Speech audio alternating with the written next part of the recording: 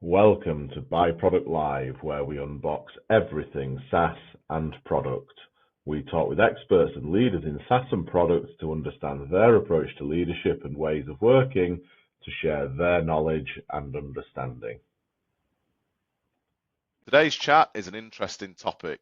We're talking about the art of presentations, something product managers and product leaders utilize as an essential tool in their arsenal, and in particular, the key 3 blunders to avoid in your next presentation. Presentations come in all forms, not just when you're standing up on stage, but that's obviously the most relatable. The talk today covers ideas around how to communicate effectively that can also be used in different situations. Talking presentations in product and beyond with me today is Abdo Wahba. Abdo is CPO at Offerista Group, where he leads their product function and is a key part of the team delivering their business strategy. He's an expert in the world of presentations and he's delivered over 1,300 hours of training in presentation skills, among other things. He's coached CEOs, startup founders, team leads, product managers and leaders, high-level consultants, industry experts, and many more on delivering crucial presentations and talks that have delivered deep impact and had a lot of praise and positive feedback. In his spare time, Abdo is a handball player, an Aikido practitioner, a big stand-up comedy and music fan, and loves to play guitar and sing. He can often be sporadically found busking in his local neighbourhood, but for the fun rather than the money-making opportunities. Welcome to the show today, Abdo. How are you? I'm good, Andrew. How are you? Yeah, I'm very good, thank you, and thank you very much for being here today. So, with the nature of our podcast, we like to get into the details quickly, and we're talking the top 3 blunders when people are preparing presentations. So let's hit the ground running with the number 1 blunder in your experience that you see in presentations. What is it?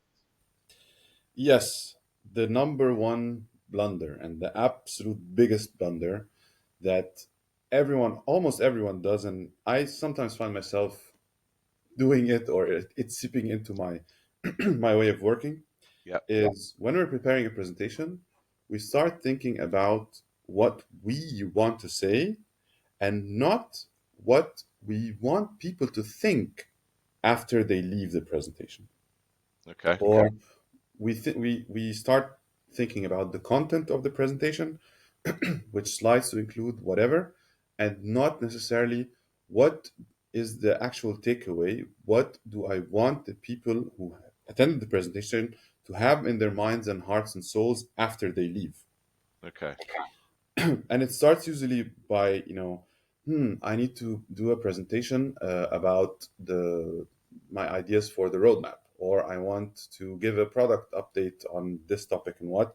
Then, all right, I want to talk about this. I want to tell the story that has the starfish.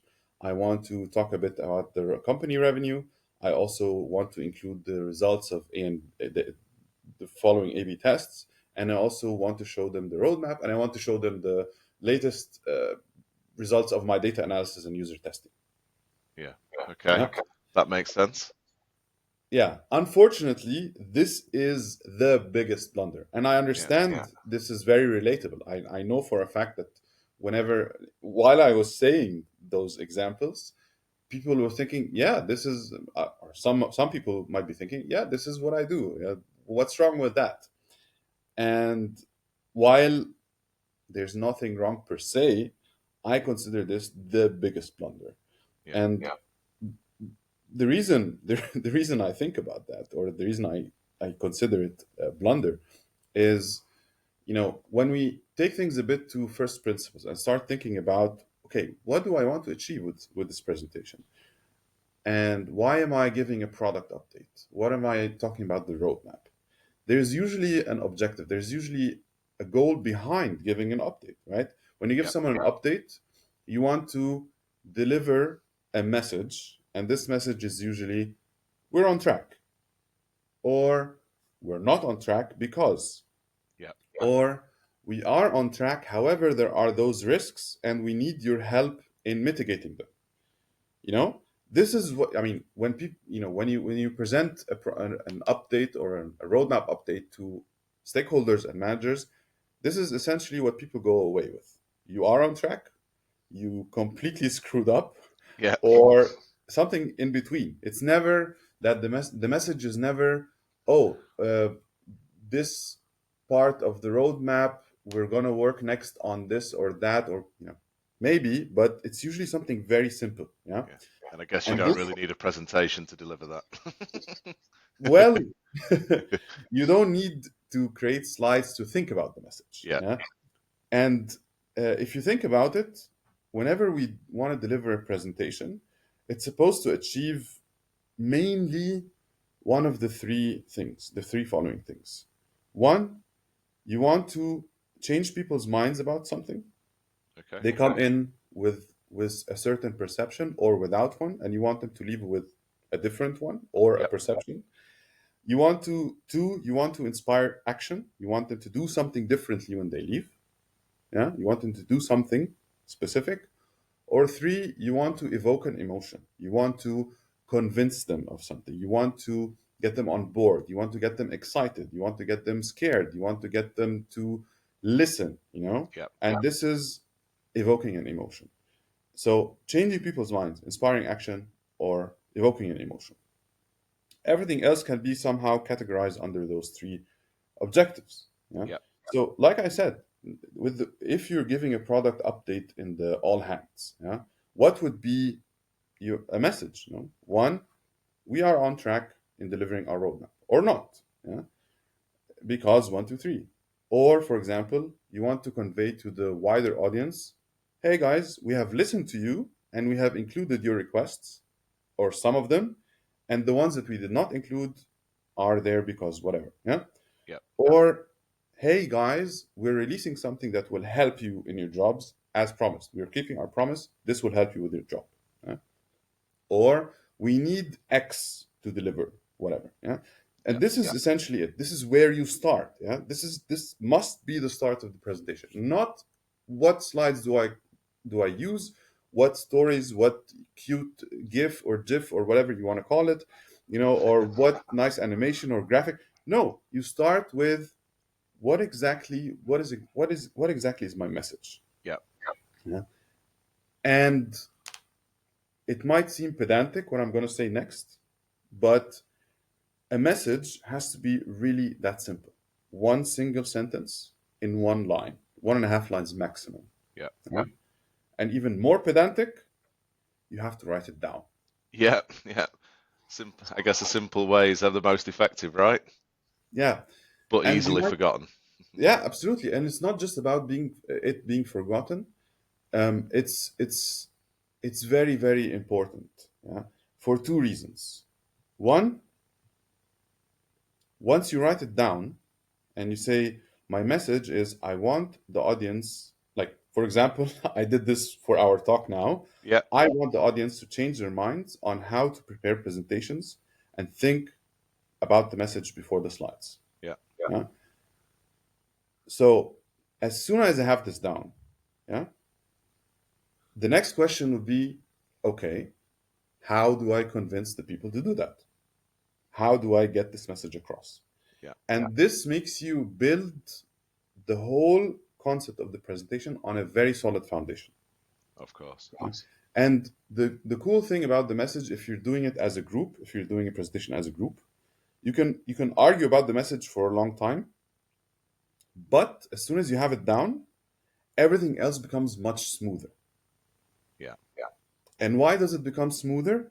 It's because your message becomes this simple one line that you wrote down becomes something like your North Star. Yeah. All And right. everything else you want to include in the presentation, you start thinking, okay, does this slide, story, example, analogy, GIF, graphic, meme, Does it relate to that North Star?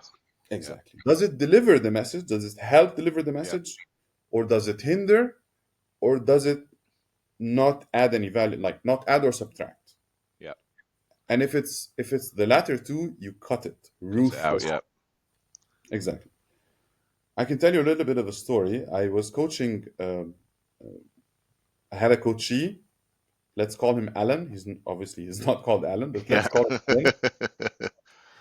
And he wanted to speak about, he wanted to prepare a talk about his ideas on decision making and using decision making techniques. And one of his messages was, or his essential message was, when we are doing prioritization, or when we are doing, using techniques for critical decisions, Yep. we shouldn't rely on only one. We should rely on two, because every individual decision making technique has shortcomings because of one, two, three, and we need to use multiple to kind of minimize the effects of those shortcomings. Yep. Yeah. I mean, the actual message was, I want the audience to consider using multiple decision making techniques in critical decisions. Yep. That was the message. I just elaborated when I was saying it now, just to kind of give the context, right? Context, yeah.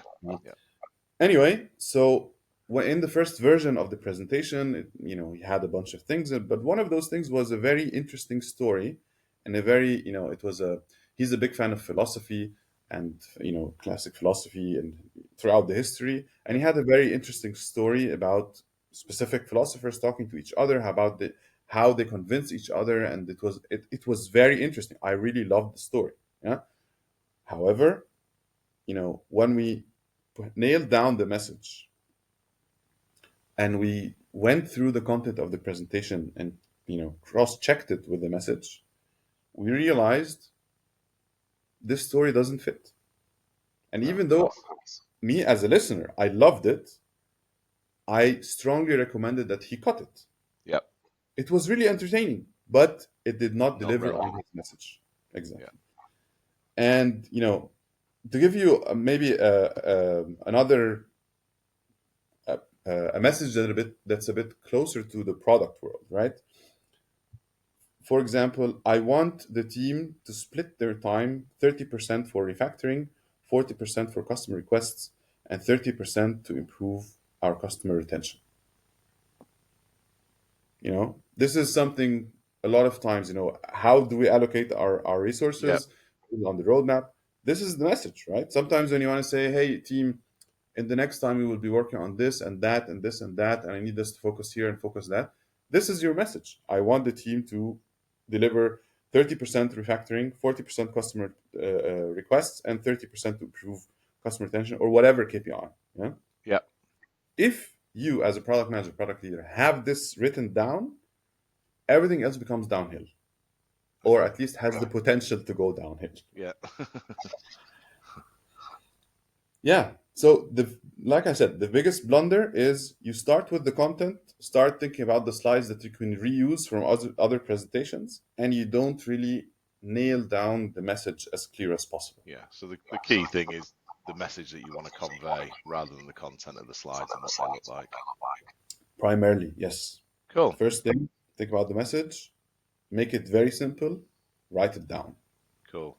So I think as we move into the second biggest blunder, so I think we obviously chatted a little bit about this before we did the recording. So number 2 is the use of abstract concepts way too much. And I think anybody who's given even one presentation will have done this, because it's the natural. I know I definitely have, because I think it just becomes a bit of a natural position that you don't think enough about, right?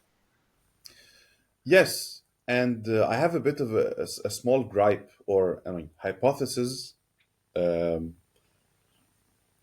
hypothesis would be a bit of embellishing it. I have a BS thought coupled with a gripe. Yeah. I think that for whatever reason, whenever someone gets trained in university or gets some training to enter the business world or the professional world, somehow we are taught, not necessarily consciously or intentionally, that telling stories or talking about concrete things is not necessarily professional and serious. And in order to be professional and serious, you have to say things like efficiency and effectiveness. And, I don't know, you want to say risk mitigation, uncertainty avoidance, stuff that corporate speak, right? Exactly. Sounds I don't good, know. but has no meaning behind it. Absolutely, exactly. Yeah, or maximize impact. And I mean, I could go with maximizing profit, because profit is something tangible. Yeah, Yeah, it's money in the bank. But maximizing impact yeah. or How do you increasing measure it? happiness. Yeah, You like, can't measure those phrases, right? why? Yeah, Why? But unfortunately, this happens. This is one of those things that everybody goes through and has it somehow ingrained in them, that this is the way I'm supposed to speak when I'm presenting to serious people. Yeah, I was coaching a startup, an impact startup, that work in the sustainability area on their pitch to, and they were entering a pitch to angel investors and so on, with angel investors.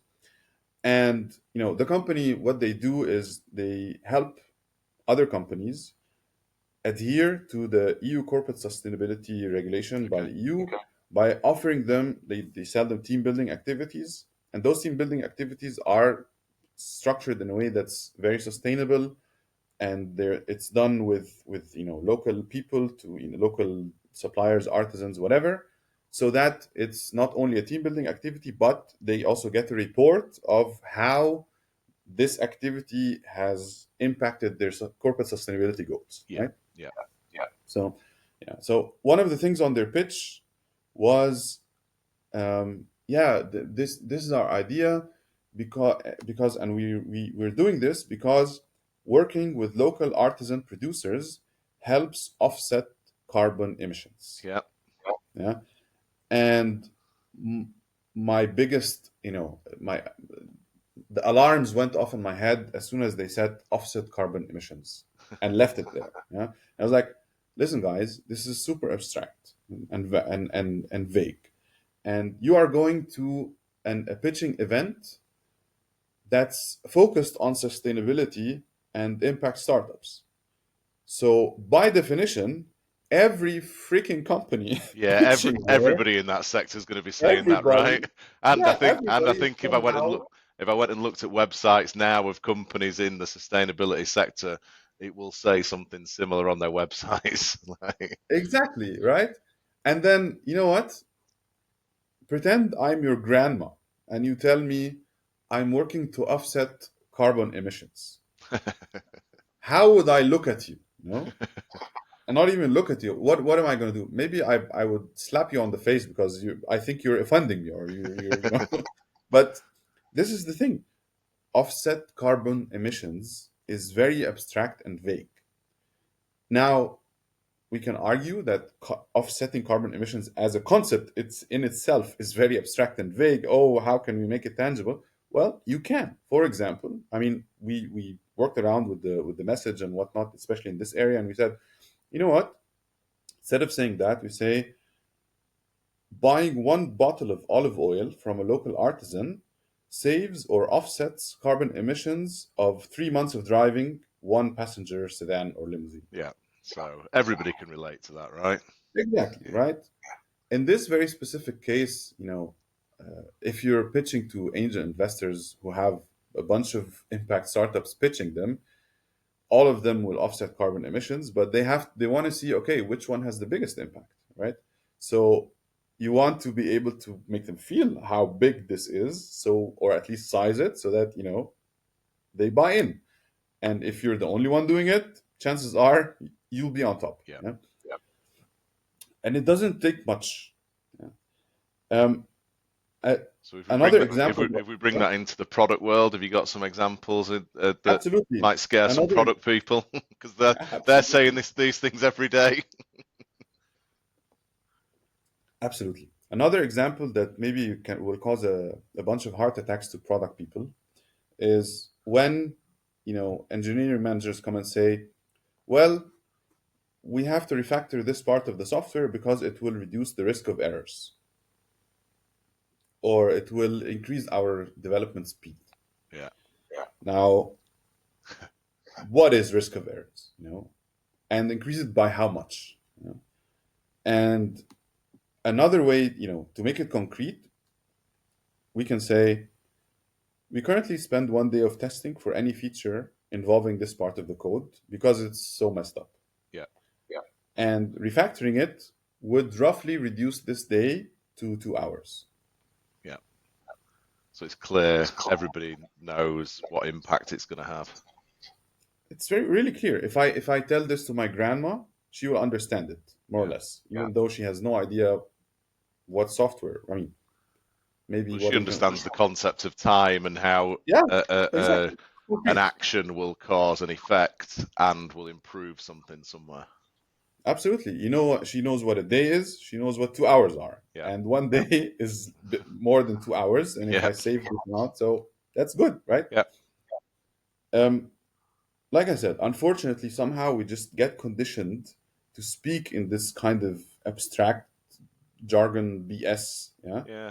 I do think some of that is sometimes people are afraid of being wrong or somebody questioning what they're saying. So if you create an abstract thought or opinion, it's so vague that nobody will agree or disagree with it, if that makes sense, because there's no reference points to do that.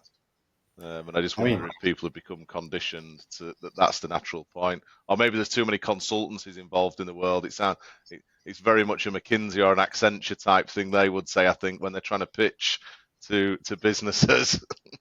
I mean, like I said, I don't necessarily know, and the reason I think is probably my BS. This is probably your BS, and you could be as right as me, as right or as wrong as mine, or even more. Like, you know, Yeah. The point is, it doesn't matter how we got there and why. The point is, we should get out of there. Yeah. Because it's not, it's not a better way of speaking when you say efficiency and risk mitigation and all this. You can say it, but you have to make it concrete. Yeah. Because at the end of the day, humans are emotional beings, whether we like it or not, or whether we aspire and we think we should be more rational, logical. Deep down, we are not. We are emotional. And this is something that helped the human race survive and be at the top of the food chain somehow. Yeah. So it's very deeply ingrained in us. So instead of fighting it or kind of turning a blind eye to it, or just trying to ignore it because we are evolved beings or whatever, we should really embrace it. Humans are emotional. Yeah. The vast majority of people resonate with the concrete more the abstract. The vast majority of people connect more when you tell them a story rather when you give them dry information. Yeah? I'm not saying you should make your presentation a fairy tale and get all emotional and do voice acting and cry when there's a problem and jump do jumping jacks when you do a success. I'm not saying that, but I'm saying when you are delivering a presentation, you are talking to human beings.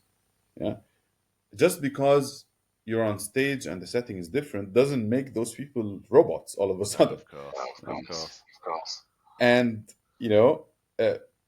imagine you are talking to a friend at the bar very casually, or you're talking at the water cooler, or talking to your grandma about this topic. Will you still say the same thing, or will you change it? Yeah. Case in point, this talk. Yeah. I could have said about the first point something like, you should define the objective of your presentation. You have to make it a smart objective, and you have to simplify your objective as much as possible. Yeah. But I didn't do that, right? I said there has to be a message. A message is concrete. Everybody can imagine what a message is. And you have to make it one line, not simplify it as much as possible. Everybody knows what one line is, right? Of course. And I didn't say, okay, smart, and start giving you templates. No, this is how you connect to people. And if anyone in the audience didn't connect to what I said, I'd be happy to hear about it, online, hiding from behind the keyboard, so you can get as nasty as you want. Yeah. Cool. So as we head through the talk, so blunder number 3. So we've done the first 2. This one, I think, again, is a really. Before we get into blunder number 3, I'm sorry to interrupt you. There's a very simple rule I like to kind of you can keep it in your head. Whenever you're giving an example or whenever you're talking about this, think gossip. Okay. If I'm gossiping about this to a friend or coworker, will I be saying risk mitigation and efficiency increase, or will I start talking in a different way? Will I say carbon offsetting carbon emissions, or will I say reduce the CO2 by X? You will make it concrete and a story. So if you're stuck, if you don't know what to do, think gossip. I am gossiping about this topic to a friend. Will I say the same thing, or will I tell it So differently? quick, simple, and easy to understand, right? Because that's what Absolutely. gossip is. It gets to the message quickly before anybody Yeah. hears you talking about it. Yes. Cool. So number 3, again, I think seems simple but easy, and I think everybody falls into this trap. What's number 3? Number 3 is thinking that, oh, I'm under so much pressure. I mean, those ideas, those blunders, avoiding them is all nice and fun, but I don't really have time for this. Yeah. I'm under so much pressure. I need to prepare it so fast, and I really, everything is super urgent, and I don't have so much time to do that. Yeah. So number 3 is not having the time to do it. Absolutely. Yeah. And that brings me to my friend Alan again, Yeah. whose sister Chloe is an ER nurse, emergency room nurse. Yeah. Yeah. So an ER nurse is a job that definitely is, super urgent. It's Yeah. people's Time lives critical. come in. Exactly, time critical, super urgent. People come into the emergency room with all kinds of injuries and ailments and whatever, and they're in pain and they need relatively immediate relief and help, right? Yeah. So Chloe once told Alan, and he told me this story, that as an ER nurse, 90% or even more of all of her work and all of the cases she has to deal with on her shift still allow her the time to sit down and think about the steps she's going to go through with this patient. So if someone comes in with a broken arm and is in a massive amount of pain, she sits down and thinks, okay, I need to do this and that and that. Here's the procedure. I put down a checklist. She sits down, thinks about it. Yeah. And she writes it down. Yeah. And this is not just Chloe because she's, I don't know, a robot. This is standard for This is nursing. standard process. Standard practice. Similar to nursing, in a different context, I get in contact with some search and rescue teams, and they told me something. They rescue people in mountains and whatever. Yep. People are injured who are stuck on a mountain, don't know how to get out of it, and so on. And the search and rescue team lead, he says, if someone's life is in danger, we have to do a team check-in following the technique 10 for 10. Okay. We take 10 seconds to prepare. This relates to the preparation. How are we going to prepare our gear to move out and rescue this person who's bleeding somewhere, right? Yep. 10 for 10. Take 10 seconds to check with the team who is going to do what in preparing our gear. Yeah. Because otherwise, if you don't do that, if the ER nurse doesn't sit down and put down those steps, they end up wasting a lot of time in the afternoon. Yeah. In the afternoon. So plan ahead, and then it saves them time further down the line. Even if you are dealing with an emergency that involves human lives. Yeah. And I'm pretty sure that our work in product very rarely, even way more than 95%, relates to a super time critical emergency. Absolutely. And I'm pretty sure that preparing presentations doesn't even come into that, right? Yeah. It's very rare that you have a presentation that you have only 5 minutes to prepare.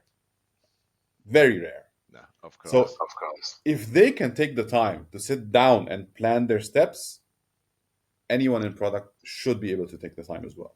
Yeah, definitely. Because it's not a human life. I tell a lot of people I work with, listen, guys, we're not working in human lives. If this specific thing gets screwed up, no one's gonna die, no one's gonna get hurt. Yeah. Yes, the business will get hurt, but we will have time to fix it. Yeah. And we have time now to sit down and think about what's the best. It obviously comes down to general time management, though, and that's probably a whole different story about why people are leaving things till the last minute. Exactly, yeah. But especially in presentations, you always have the time to sit down and think about the message, write it down, and then take it from there. Yeah. Cool. And I guess in terms of what you personally do before you start a presentation and some of the bullets that you might write down just to kind of simplify that process, what does that look like? Absolutely. I mean, personally, whenever I have a presentation or I have a talk, I don't start by creating slides. I start by a bulleted list. Yeah. And in the first line, I write my message is colon, and I write the message down, in one sentence. I want the audience to think X. I want the audience to do Y. I want the audience to feel Z. Yeah. And then naturally, okay, how can I convince them? How can I reach this? How can I make this message effective? And then arguments and ideas and facts start coming down.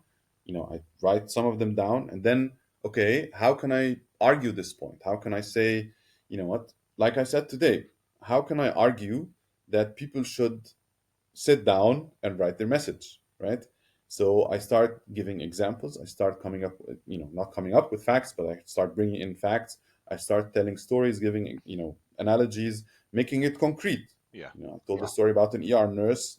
I didn't say you always have the time. If you manage your time correctly, you would manage it. Yeah. I could have said that, but bringing in a real example connects. It delivers the message much better. And then, the slides, the presentation comes together. Yeah. Cool. Well, that was super interesting talk through the world of presentations, Abdo. And as always, we like to give our listeners some key takeaways. I think there's definitely more than 3 in there. I certainly have. If I think about some of the presentations I've delivered over the years, I think, they need to go in the bin. So, what are the 3 key takeaways you think our listeners can take away today? Yes, the 3 takeaways. Number 1, before you start a presentation, think about the message, write it down, make it in 1 sentence or 1.5 lines, and then think about the content around the message. Yeah. What do you want the audience to leave thinking? What do you want the audience to leave feeling? What do you want the audience to do after you finish the presentation? Not what do I want to tell the audience? What do I want to say? Yeah. Start with the message, start with the end in mind, as the cliche goes, and then the slides will build themselves up. Yeah. Cool. Second takeaway, think gossip. When you're talking about a topic, be as concrete as you can be. Think gossip. Cool. If what you're saying does not qualify as gossip, you would tell to your colleague or your friend or your grandma or someone on the bar, at the bar, then you're doing it wrong. Yeah. Give concrete examples. Tell stories about people saying or doing things. This is how you connect with the audience. Yeah, and makes it relatable, right? Exactly. And finally, finally, you always have time to prepare the structure of your presentation. If an ER nurse can do it, you're not busier than an ER nurse. If an ER nurse can do it, then you most definitely have time to plan. Yeah, absolutely. Well, thank you very much. It was super insightful, super informative, and actually super detailed. And I really like the relatable examples because everybody knows what an ER nurse is. Everybody knows about rescue and how that relates to time management. So thank you very much, Abdo. It was great to have you on the show today, and we'll speak to you soon. Thank you very much for having me. It was a pleasure, as always, to talk to you, Andrew. And yes, we speak soon. Speak soon. Thank you for listening today. We hope that you found the byProduct Live podcast valuable, useful, and informative. You can subscribe on all major podcast platforms, including Apple, Spotify, and also YouTube. If you have the time, we'd love for you to leave us a positive review. As a new podcast, this would really help us out. We'll hope to see you soon on the next episode, and thank you again.